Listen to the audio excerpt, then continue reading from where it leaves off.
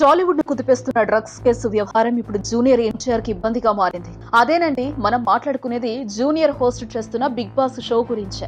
Sexy star గా శృంగార రసాన్ని ఒలకపోస్తూ ముఖ్యంగా కుర్రకారును వెర్రెత్తిస్తున్న ఐటమ్ భామ ముమైత్ ఖాన్ ఇందులో ఉండటం నిర్వాహకులకు కంటి మీద కునుకు లేకుండా చేస్తోంది. ఎందుకంటే డ్రగ్స్ కేసులో ముమైత్ ఖాన్ ఆరోపణలు ఎదుర్కొంటోంది. Telangana excise and enforcement SIT పలువురు సినీ ప్రముఖులకు నోటీసులు పంపగా ఆ లిస్ట్ లో ముమైత్ ఖాన్ పేరు కూడా ఉంది. ఈ నెల 19 నుంచి ఒక్కో సినీ సెలబ్రిటీ విచారణకు హాజరు కావాల్సి ఉంది. ముందుగా పూరి జగన్నాథ్ పేరు వినిపిస్తోంది.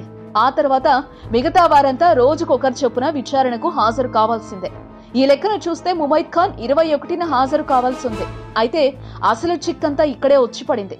ప్రస్తుతం బిగ్ బాస్ హౌస్ లో ఉన్న ముమైత్ సిట్టు దర్యాప్తునకు ఎలా అటెండ్ అవుతుందన్నదే ఇప్పుడు ప్రశ్న.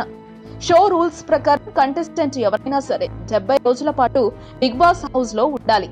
అలాంటప్పుడు మరి ముమైత్ సిట్టు దగ్గరకు ఎలా వెళ్తుందో అర్థం కావడం లేదు. దీనికి ఒకే ఒక ఆప్షన్, ఆమె హౌస్ నుంచి ఎలిమినేట్ అయిపోవాలి. ఈ నెల 16న బిగ్ బాస్ రియాలిటీ షో ప్రారంభమైంది. ఇంతలోనే ముమైత్ లాంటి హాట్ భామ ఎలిమినేట్ అయిపోతే ఎలా? ఇప్పుడు ఏం చేయాలో బిగ్ బాస్ షో నిర్వాహకులకు అర్థం కాక తలలు పట్టుకుంటున్నారట. పరిస్థితి ఏ మాత్రం తేడా వచ్చినా real Bigg Boss Akun Sabharwal show house లోకి ఎంటర్ కాక తప్పదేమో. ఏదేమైనా తెలుగు బుల్లితెర చరిత్రలో అత్యంత ఖరీదైన వినోదాత్మకమైన బిగ్ బాస్ షోకు ఆరంభంలోనే ఇలాంటి అపశకునాలు తలెత్తడం జూనియర్ అభిమానులను కలచివేస్తోంది.